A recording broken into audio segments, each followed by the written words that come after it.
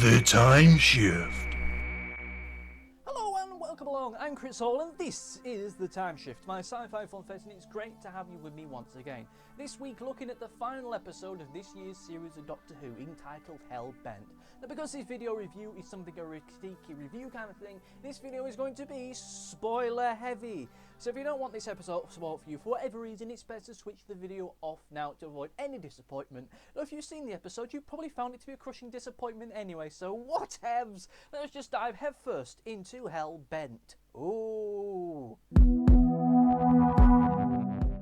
Okay, so given the fact that my intro to this week's time shift and the fact it's been a week since I actually did a time shift, that you may be led to thinking that I found this episode to be, well, substandard, that I needed this time to actually think of something worthwhile to say that wasn't just me screaming for profanities for the next half an hour. I actually need this time to try and figure out what kind of logical mind would come up with an ending episode like this to a series, any series, be that Doctor Who or indeed any TV series whatsoever. That I need this time to think of witty, articulate jokes to try and take that anger and that rage that I felt from watching this week's episode, or rather last week's episode, and try and put it into words that will make me sound like a logical human being, you know. And if you think that I hated this final episode of this year's series of Doctor Who, you'd be wrong, because I didn't hate it. I just found it to be very disappointing and totally inconsequential, in that everything that happened that was set up within the episode led to absolutely bugger all, and that very limp, almost hastily thrown together at the last minute story arc involving the hybrid, should I say, was, you know, ultimately for naught. You know, you'd think that those matters would make me really hate this final episode of this year's series of Doctor Who, which, you know, I didn't hate it. I just once again found it to be very. In the last edition of the Timeshift, I made some predictions as to what I thought was going to happen in this final episode of this year's series of Doctor Who, and it would appear that I got some of them right. I don't know whether I should feel proud of that or what, but the predictions that I got right were that this episode would be mostly the Doctor trying to resurrect Clara, that the hybrid would not be something literally of a mix between two races, but be something more metaphorical, and that there would be a male to female regeneration. I'm not going to rant about that, I'm not going to get vexed or angry at that. I'll talk about it in a little bit more detail shortly, but if you're expecting a rant for or against that kind of thing, you're frankly not going to get it, as, to be quite honest with you, this episode has some rather bigger fish to fry. Okay, so looking at the episode in isolation, looking at it without thinking of the greater story arc of this year's series, just looking at it on its own, I have some very basic, fundamental issues with it, which in reality shouldn't be in any form of fiction, be that be a big TV show like this, or even just a dirty limerick on the side of a toilet door. I mean, frequently in this episode there are ideas and concepts and themes which are set up, but almost immediately resolved as soon as they appear. I mean, we have the revelation that old as fuck looking Time Lord was Rassilon. You know, remember evil, nasty Rassilon? Well, he's back. And now he's gone again. And, oh, we've taken Clara out of her time stream. This is going to have nasty, evil ramifications for the entire space-time continuum. Nasty, horrible things are going to happen if she's not put back. And she isn't put back, and sweet F.A. happens. And, of course, the whole Time Lord regeneration thing happens. And then nothing else happens as a result of that whatsoever. At all. Not even slightly. Regardless of whether you're radically opposed to this or, like myself, have no issue in it whatsoever, this is a big fundamental switch within the very nature of Doctor Who. You are taking a core concept within the series itself and changing it beyond all merit. We are crossing the Rubicon here. They're changing the very nature of the show and one of its key components. And you'd expect that something like that, something so pivotal, would happen to a more important character. Even if it was just like a flashback to a previous regeneration of a different Time Lord. Maybe Missy, seeing that male master turn into the female Missy. Something like that with a character we know and has been established would have an impact. Something solid, something we can look at and say, this means something. But it doesn't. It happens to some background character whom in all reality we're probably never going to see again. And the whole thing of them being shot doesn't add anything to anything. The Doctor shoots them and it changes nothing about that person. I mean, they were of a mind to stop the Doctor before, and post-regeneration, they are of a mind to stop the Doctor. I mean, the Doctor doesn't even get a head start, or that much of a head start ahead of them, for Christ's sake. And the whole regeneration thing itself, for what it is, what it impacts upon the story, for all intents and purposes, it may have just regenerated into a house lamp. Also, there are issues with the simple regeneration itself. I mean, post-regeneration, you always have that brief period where Time Lords are a little bit unsure of themselves. Maybe they go a little bit wacky before they become serious or something like that. We don't get that here. Maybe there's going to be a switch in personality. Maybe before they were a gun-toting lunatic and now they're a pacifist. We don't get that. They're the same person, just a different body, which I was, well, whatever, but once again, it's presented as being a big key, pivotal point within the story, but in reality means nothing in the greater scheme of the story, and in reality nothing in the greater scheme of Doctor Who. I mean, within the regeneration bit itself, before the Doctor shoots them, he says, have you got your full regeneration cycle, or words to that effect, and they say, oh yeah, all 13. But then post-regeneration, she says that, oh, I'm a woman again, which suggests that before they were a man, they were a woman. So that would mean, in order for that to be the case, that would at least have been their second regeneration. The time when they were a man must have been the first, as a result of the first time they regenerated. So as a result, they should only have 12 left at that point, and then 11 after they regenerated. I shouldn't sweat the small stuff in all this kind of a way, but it just shows such very, very little logic has actually gone into the thinking of this point. Once again, it adds nothing to the story. It changes nothing about the dynamic between the Doctor or that character, or within the structure of the story itself. It's just seeing the Doctor do a thing that he doesn't really do, because the Doctor is a pacifist, least we forget. One of the big issues I have with this moment is the fact it's such a wasted opportunity. You are fundamentally changing the very nature of the show in just one scene. You are setting up the whole future of the show in terms of potential casting choices. I mean, this is no longer now just the Doctor is a man. The Doctor can now be a woman. You can open it up in a far more egalitarian kind of way, but it's being treated as just being a thing, just something just to happen, just a special effect, just a T-Rex in the Thames moment, something that we will briefly talk about in it being an interesting or odd moment, but in reality it's not going to change Sweet FA, when it should be something more. It should be something a lot more impactful if you're going to do this. If you are going to do this, then reserve it for a character that we know. Reserve it for being with the Doctor, or with Missy, or the Master, or the Rani, or Rassilon, or Omega, or any other Time Lord that we've come to know over the series' history, because at least then it will have some kind of meaning to it. Otherwise, it's just a wasted opportunity, just a background effect, just a prop, effectively. It's such a wasted opportunity, I can barely even describe it. I mean, it would be like casting an internationally renowned actor, someone who has real gravitas and presence in whatever role that they're given, and casting them as an evil snow globe, or maybe casting a brilliant, fantastic young stand-up comedian, someone whom the audience really loves and understands, a national treasure if ever there was one, someone who's really witty and articulate, who can create these brilliant comic characters that we can all relate to, that resonate with us in our normal everyday lives, and casting him as a character loosely based on a character that he played in a cameo appearance in a soap 5 years prior, a character he's never reprised or ever had reference to in the rest of his career, you know, just a one-off performance that was just there for one night. I mean, no one would ever base a character on that, and and the writers having no contingency plans in place when he wants to play the bad guy, and that totally frigging up the episode. I mean, like that would ever happen with Doctor Who.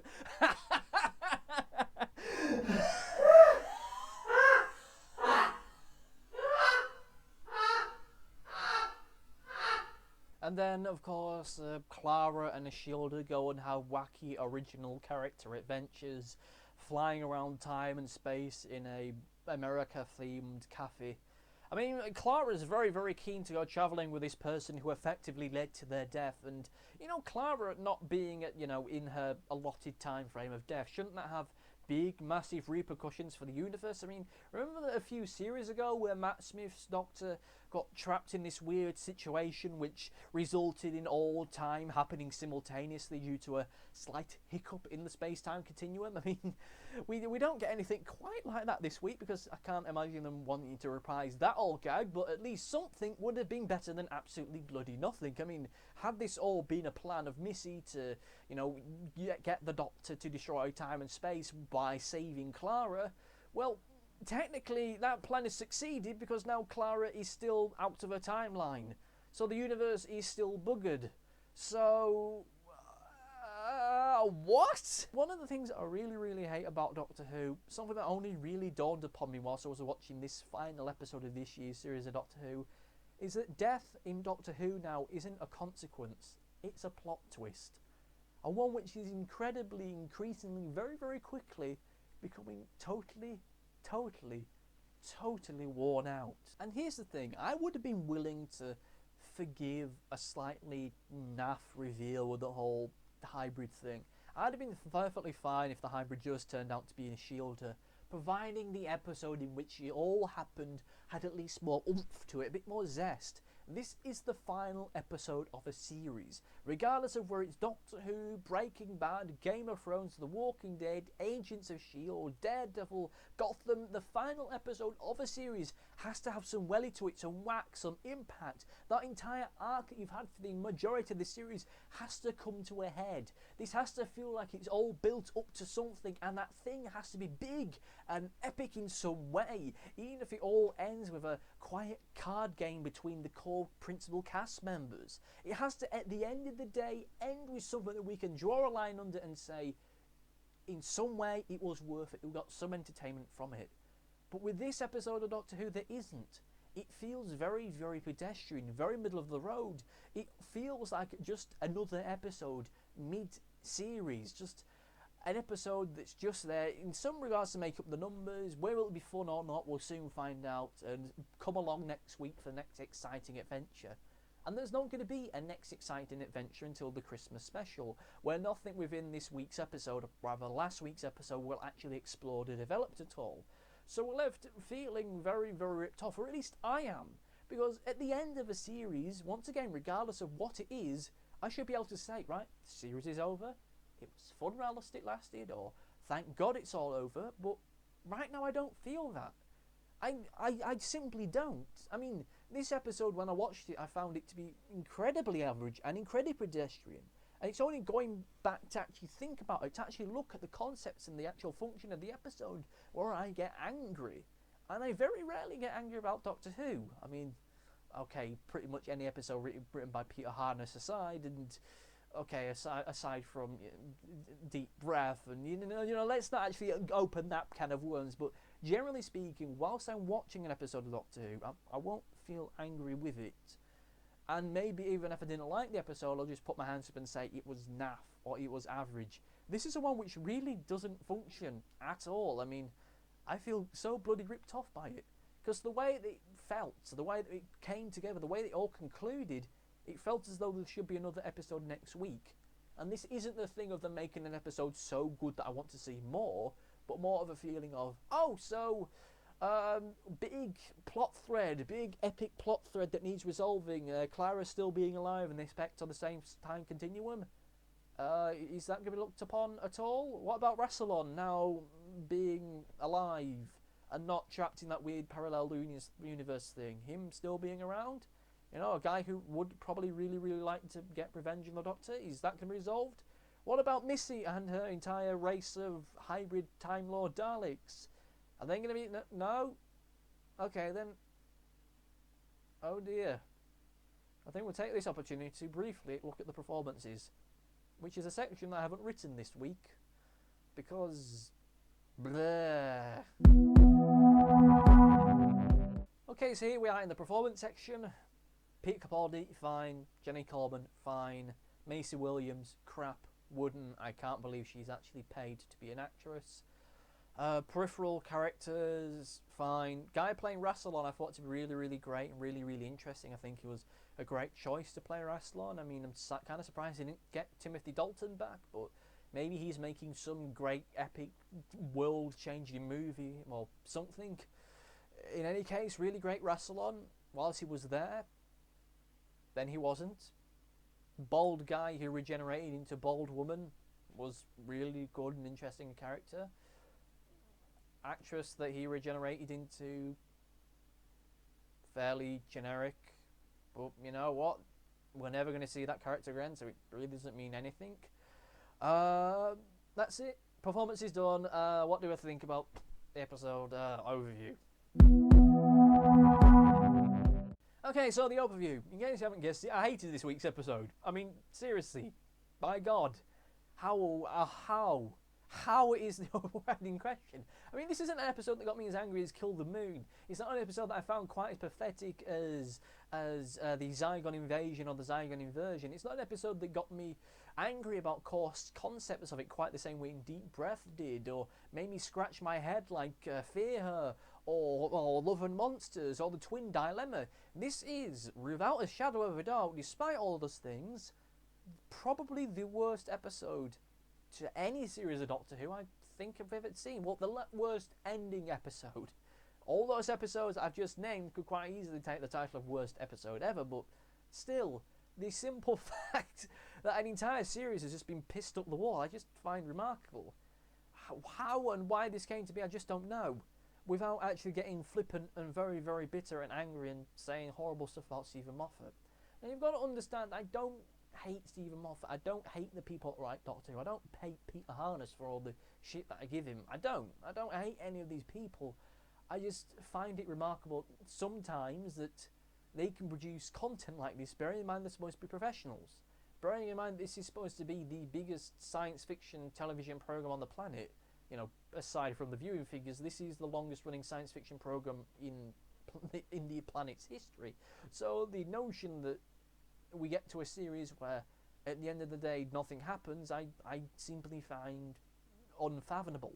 Maybe it's the fact that Stephen Moffat was writing a separate series, he was writing Sherlock, might be the explanation as to why at the end of the day we get something so naff as a story arc for a series. With that said, if he was writing Sherlock at the same time as this, how is it physically possible that we can have episodes like the opening two-part of this year's series, that we can have episodes like the one where he's in the castle that I forget the name of? If his attention was really diverted to other areas, how is it physically possible that we can have 3 fantastic episodes in this year's series? 3 episodes which are some way on my list of my favourite episodes of Doctor Who ever. How is that physically possible? I mean, I don't even know. I really don't. I've waffled about this for as long as I physically stand, so all I'm going to say is that this final episode of this year's series was disappointing. It really was. Now, next week, I am going to start my review of this year's series, looking at the best episodes, the worst episodes. Actually, this won't be happening now, as next week is Christmas. There will be a review of the Christmas special, but that will follow sometime after the Christmas special. Maybe on the following Wednesday, maybe on the Friday, maybe it'll even be on the Tuesday.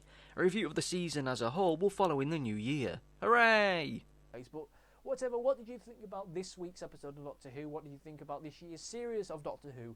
Leave your comments in the comment section, whichever web zone that you're watching this on, and I will get back to you in due course. Next week, I shall produce another Timeshift video themed around Doctor Who. What it will be, I just don't quite know yet, as we're very close to Christmas, and well, we'll soon see. Thank you for watching, and goodbye.